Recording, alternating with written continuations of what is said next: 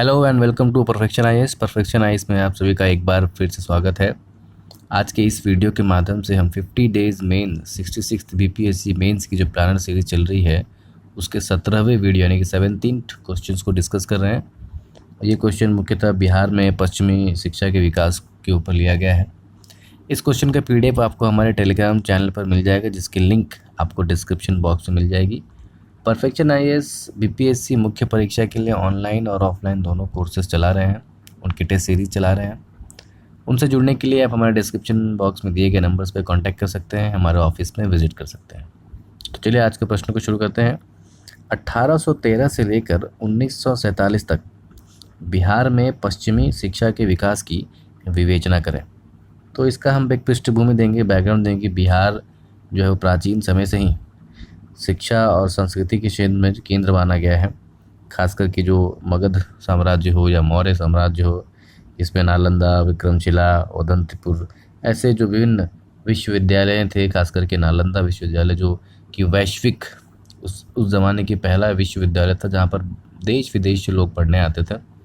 तो बिहार प्राचीन काल से ही शिक्षा और संस्कृति का केंद्र रहा है। बीच में कुछ समय में जब खासकर के मध्यकालीन भारत में इस्लामी शासन के दौरान शिक्षा और व्यवस्था और खासकर के विज्ञान का उद्भव उस तरह से नहीं हुआ।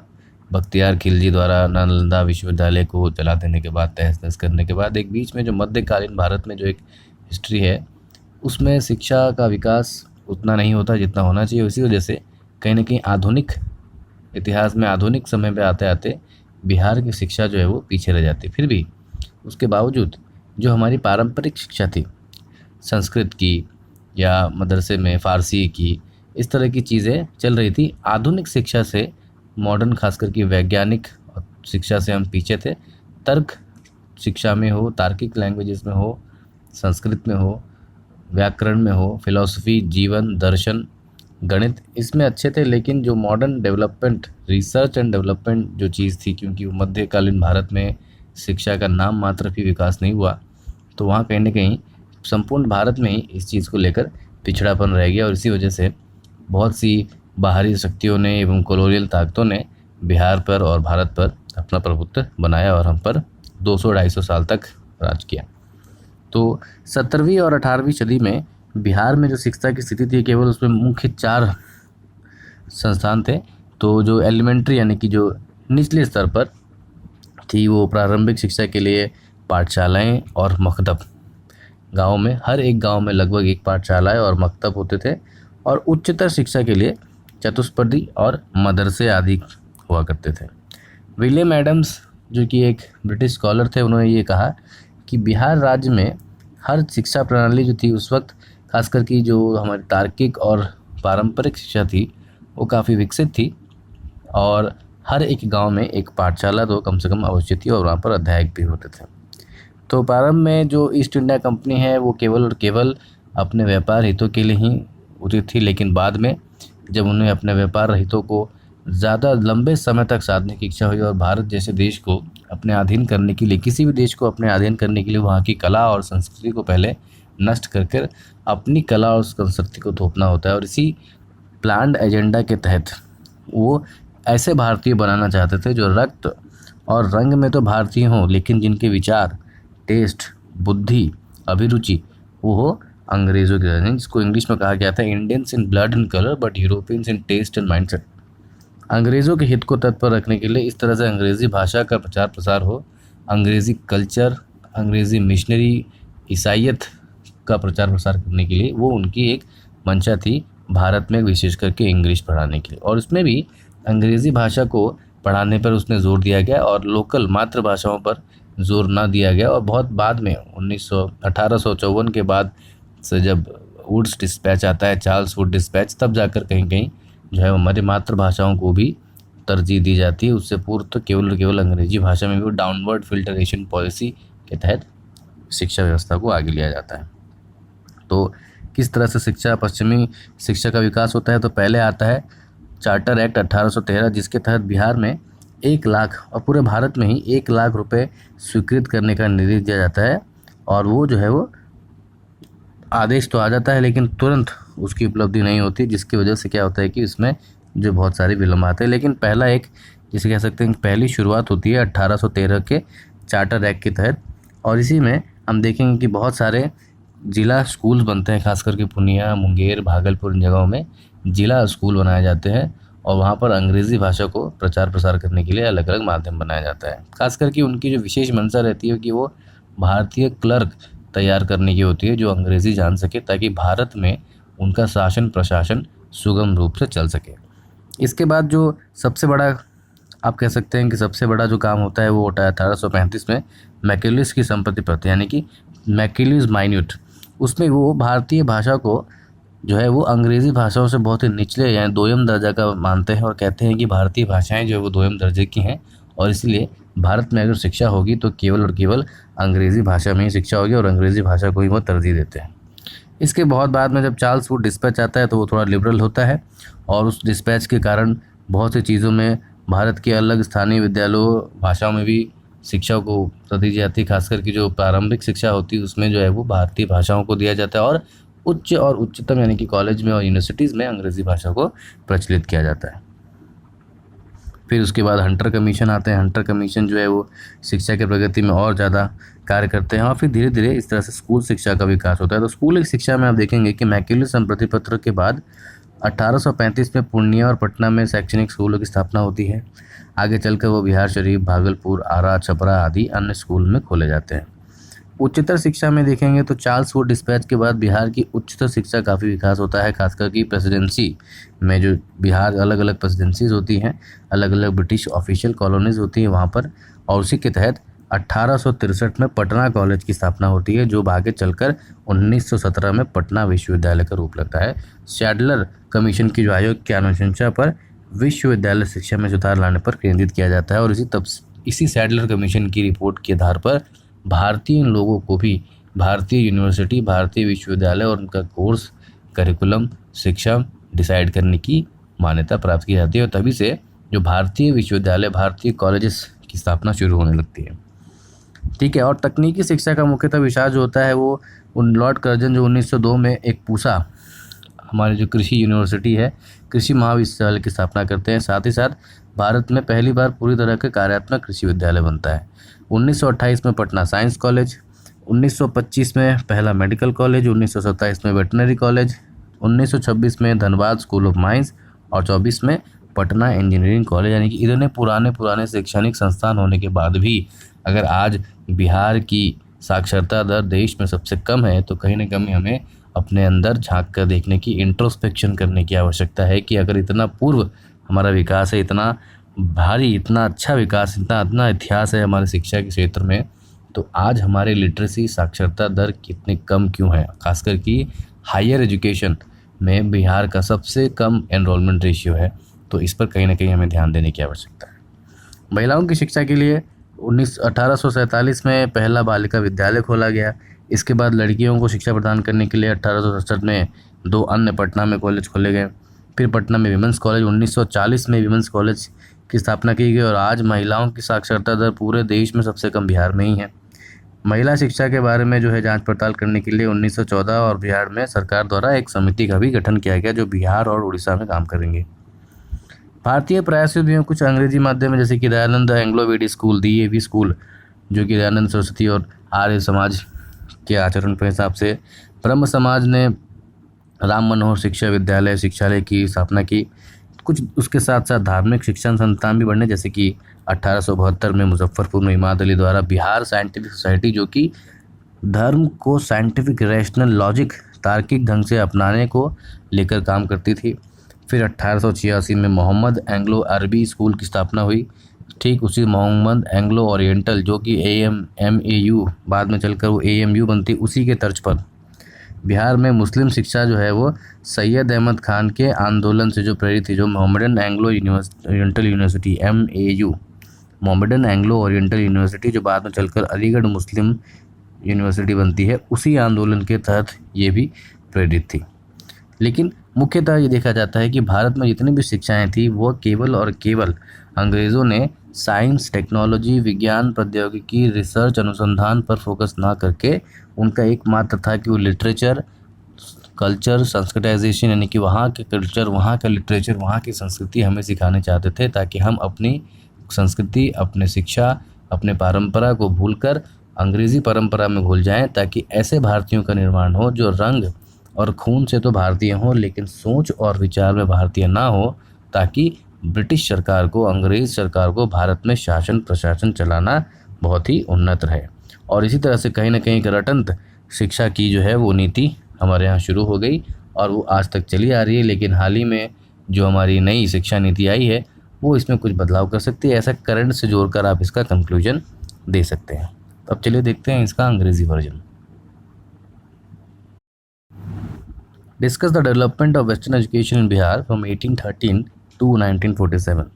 So we'll start the introduction with giving that Bihar has always been the center of learning and power and the culture since the very beginning of the history, from the basic Mauryan age or even in the later on Magadhan Empire, Mauryan age, Gupta age also, and the famous universities of Nalanda universities, Vikramchila University, Vadantipur universities has been the light bearers and the torch bearers of the education in the world. And even so, Nalanda University was considered one of the best ancient universities of the world. People from all nooks and corners of the world used to come and study. But in the medieval era of the Islamic rule, that university and the education cultures was completely demolished. This Nalanda University was demolished by Bakhtiyar Khilji, and that era, an era of near about 800 years, saw a decline in the education. And that is why most of the Indian region, especially the Bihar region and the normal Bengal region also, suffered a lack of science, technology and research. So we were good in philosophy, literature, logic, religional logic, rational logic, but we are lagging behind in innovation, research and development due to the medieval dark age of the medieval history, which was under the complete the Sultanate rule, maybe the Mughal rule also. They were more and more focusing on the code language, the development of Persian languages and grammars, but less focus was given on to the science, technology and research, and more focus was to given on the religious and the religion logic, lifestyle, philosophies, etc. And that is why British, and in the same manner, when the Britishers came, they started, their basic aim was to get the maximum profit, and they mostly came in India for the trade benefits. But in order to enhance and administer and to gain maximum, they wanted to completely rule over the Indian territory. And in order to rule over any territory, what we need is to subdue the local civilization, the local culture, the local tradition, and the best way to subdue is to emerge and indulge in the society through language and education. That is why they wanted to promote an English education with two ulterior motives. First was the development of the Christianity, so that they will learn English and they will be able to follow and accept the Bible. And second is to infuse the English culture so that there can be a demand in the English products. When they will be infused and inspired by the English culture, they will want to live like an English structure. And since they will copy the English society, they will need products that is being made and prepared or manufactured in the England, so that India and Indians will become a permanent market for the European goods products, in order to make copy of the European society. And this was the very idea of the British education. Also, they wanted to create a trained clerks, not officials, not scientists, not doctors, not engineers. They just wanted to create a trained clerks that will be good, that will be Indians in colors and blood, but Europeans or other Britishers in blood and taste. And so that the administration in the Indians will be easy, and it will be done by the Indians with the help of Indians. So Indians will administer the Indians, but for the British Empire. This was the ulterior motive of spreading especially the English education in India by the East India Company.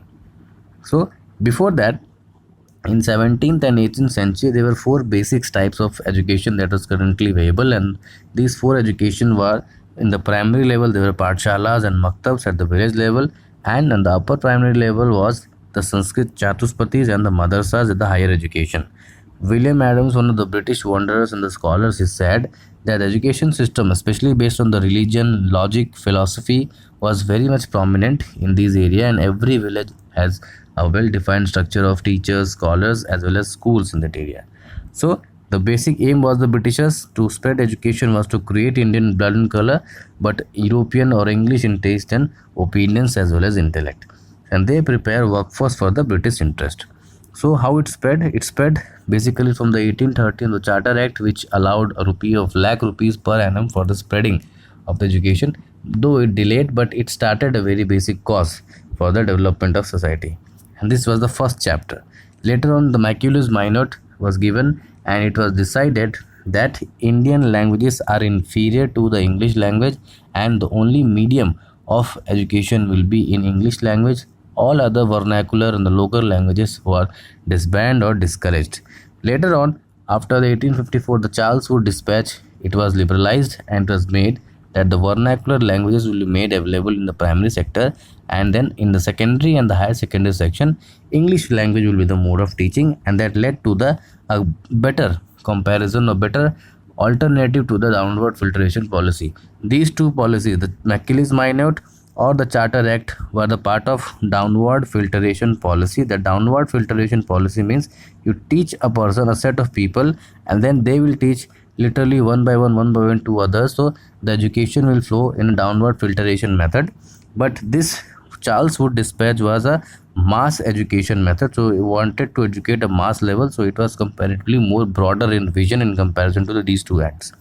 Later, the Hunton Commission was appointed to review the progress of commission, and recommendation was primarily confined to primary and secondary level of the education. So this led to the development of the school education. So the school education is definitely after the Macaulay Minot. Education school was established in Purnia and Patna in 1835, and also that led to the foundation of the Western education in Bihar. Later, other schools were opened in Bihar Sharif, Bhagalpur, Ara, Chhapra, etc. Afterwards, there were more focusing on the girls' education in Patna, especially after 1847. Higher education, Charles Wood Dispatch was significant in the higher education that led to the establishment of University of Calcutta.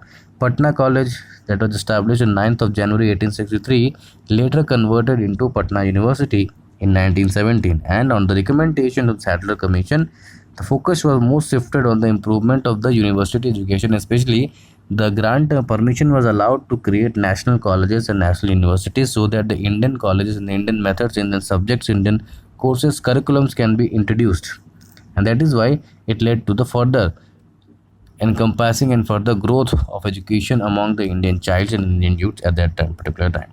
This also led to the spread of nationalism at some point in India. Now, development of technical education can be traced by the Lord Curzon's establishment of the Pusa College, that is the agricultural university in Pusa, Bihar. Then second was the Patna Science College in 1928, Medical College in 1925, Veterinary College in 1927, Schools of Mines at Dhanbad, and Engineering College in 1924. So Bihar is having a very long and rich history of education, but still we are the state having the least literacy rate in the Indian states, and especially least literacy in the case of women literacy. So we need to rethink and introspect our vision that where we stood and where we lagged behind in spite of having the education standards in early 90s, why we are not having that much of proficiency in the education or the literacy. So major work was also done in the girls' school education, which first started in 1847, then Patna Women's College in 1940 and all. Similarly, the education development to the Indian efforts with the aim to provide Western education. Some Indian efforts was also done with the help of the Arya Samaj and Brahma Samaj, so DAV school, which wanted to emerge or indulge the teachings of Vedanta philosophy as well as the Western modern sciences together in the Dayaland Anglo-Vedic school, mostly spread in northern Western India, and then Brahmo Samaj in the Ram Manohar Seminary Society. Along with that, there were also many institutions like Ramakrishna Mutt, etc. Religious institution also started with the development of scientific society in the Muzaffarpur by Imad Ali, the Bihar Scientific Society, which was mainly focused on the science as well as religious in the complete manner. Mohammedan Anglo-Arabic School in Patna, and Muslim education got inspired in Bihar by the so-called very famous movement of Aligarh movement of Sir Syed Ahmad Khan, which led to the establishment of Mohammedan Anglo-Oriental University in Aligarh, that was also later named as Aligarh Muslim University, which played a major role in the partition of India and formation of modern-day Pakistan, as said by Mr. Aga Khan. So, however, the development of Western education was not very indeed limited to the science and technology. Rather, it was based on the literature and creating a trained clerks, and that led to the kind of a rote learning whose legacy has been even filled today. And our education system is also filled with the kind of learning and remembering method rather than more focusing on research, technology, and innovation. And the recent, we can join with the current technologies and current improvements in the education field, especially with the National Education Policy NEP 2020, so that our answer on the conclusion can be resonate with the current things happening in the world. So this National Education Policy 2020 is destined to make changes in the so-called colonial legacy of the education system, and our universities are going to be the part of top 100 universities if these things can be managed properly.